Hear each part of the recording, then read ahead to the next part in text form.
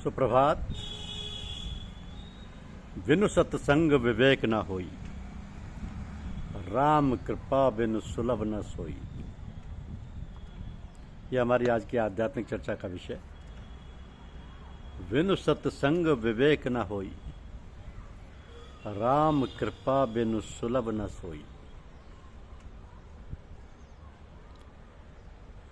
रामचरितमानस में कहा है कि बिनु सत्संग विवेक न होई, राम कृपा बिनु सुलभ न सोई। यानी जिन मनुष्यों में जन्मजात संस्कार होते हैं, भगवान की ओर आकृष्ट होने से, भगवत कृपा से उनको वैसा ही सत्संग और सहायता मिल जाती है। वो मनुष्य है जो अपने आप को जानता है और अपने बनाने वाले को, अपने को पैदा करने वाले को अर्थात ईश्वर को जानता है। अब ये जानकर और समझकर जब वह अपने को इस बात के लिए प्रयास करता है तो यह आरंभ है मनुष्यता का, अर्थात वह सच्चे अर्थों में अपने को जान लेना चाहता है, समझ लेना चाहता है। जब इस प्रकार वह मानवीय गुणों को ग्रहण कर लेता है तो वह मानव कहलाने का अधिकारी हो जाता है। तो मानव श्रृंखला के आधारभूत सभी गुणों को, सभी आचार और विचारों को जब व्यवहारिक रूप में ग्रहण कर लेता है तो जैसे कि रामचरितमानस में मर्यादा पुरुषोत्तम भगवान राम के समस्त जीवन की झांकी को दर्शा गया है। अपने आप को और अपने बनाने वाले या पैदा करने वाले को जान लेता, समझ लेता है और तदनुसार व्यावहारिक जीवन में ढल जाता है। तभी वह पूर्णतः मनुष्य कहलाने का अधिकारी हो जाता है और मानवीय गुणों का जब साकार रूप हो जाता है तब वह मनुष्य देव श्रेणी में आ जाता है। अर्थात उसमें दूसरों के प्रति क्षमा, मैत्री, दया व करुणा का भाव आ जाता है। और उसके बाद जब दैवी गुणों से विभूषित मनुष्य परमात्मा के प्रति समर्पित हो जाता है तो उसमें ईश्वरीय गुणों का आविर्भाव हो जाता है, फिर वह ईश्वरीय कोटि में आ जाता है। तो जब ईश्वर से परमपिता परमात्मा से एकाकार हो जाता है तब फिर वह परम वैराग्यवान, प्रेम पूर्ण परमेश्वर गुणों से ओतप्रोत अपने आप को भूल जाता है, परमात्मा में लय हो जाता है। तो फिर उसे भगवान कहा जा सकता है। वो गुणातीत हो जाता है। फिर तो उसके सारे आचार और विचार तथा व्यवहार सहज ही परमात्मा रूप होने लगते हैं। उसे कुछ सोचना विचारना नहीं पड़ता, सभी कार्यकलाप सहज रूप से होने लगते हैं।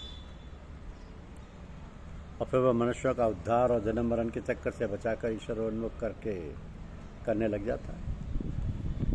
फिर सारे लोग उसके प्रति आकर्षित होकर आने जाने लगते हैं, सत्संग लाभ का धन्य समझते हैं, भगवान की प्राप्ति हेतु अग्रसर होते हुए उससे लग लिपट कर इष्ट प्राप्ति हेतु समर्पित हो जाते हैं। तो अनायास ही उनकी प्रवृत्ति धर्मानुसार प्रगति पथ पर भगवान को पाने की लालसा से भर जाती है।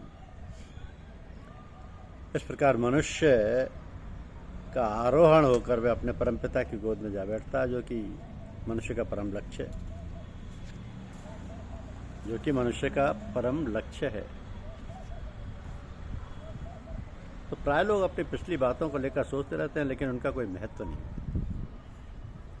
मनुष्य को हमेशा अपने भविष्य के बारे में सचेत रहना चाहिए। हमने जो कुछ किया है उसका सबक लेना चाहिए। लेट द पास्ट बरी द डेड, बीती ताई विसार दे, आगे की सुध ले, जिससे हम अपने भविष्य को संभाल सकें। कभी भी पिछली बातों को लेकर शोक नहीं करना चाहिए, बल्कि उनसे सबक लेना चाहिए कि हमने जो किया है उसका क्या परिणाम है।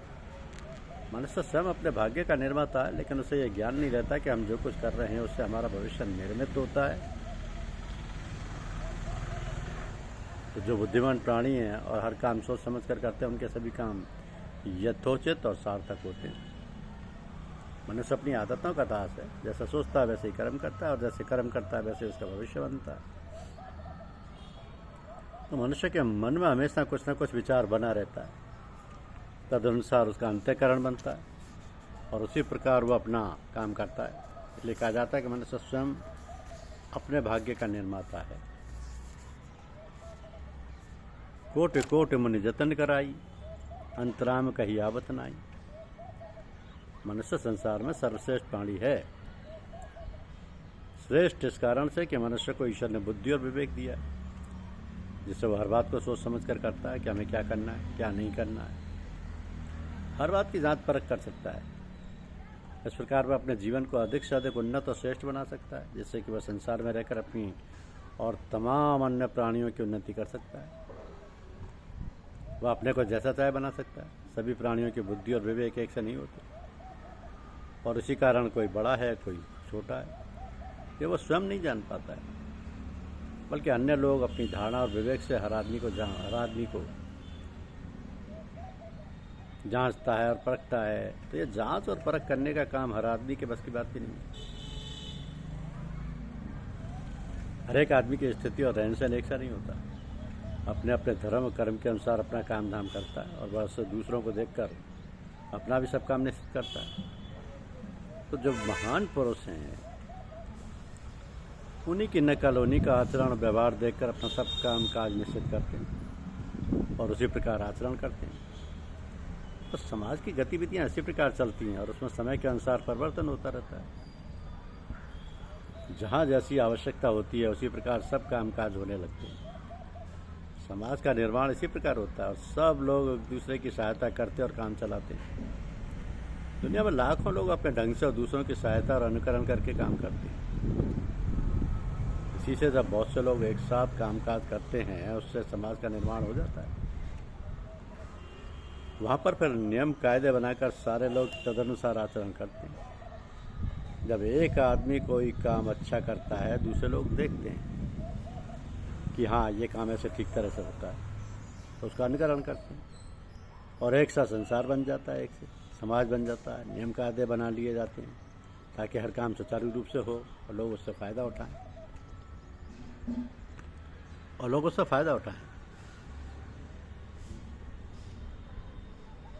तो मनुष्य पूर्णतया मनुष्य कहलाने का अधिकारी हो जाता है अगर उसमें मानवीय गुणों का रूप साकार हो जाता है, तब वह मनुष्य देव की श्रेणी में आ जाता है। इस प्रकार मनुष्य का आरोहण होकर वह अपने परमपिता की गोद में जा बैठता है, जो कि मनुष्य का परम लक्ष्य है। ऐसे ही महापुरुषों के संग को सत्संग कहते हैं। ऐसा सत्संग दुर्लभ है, तभी तो कहा कि बिनु सत्संग विवेक न होई, राम कृपा बिनु सुलभ न सोई। धन्यवाद। यूट्यूब चैनल को लाइक और सब्सक्राइब अवश्य करें। शुक्रिया।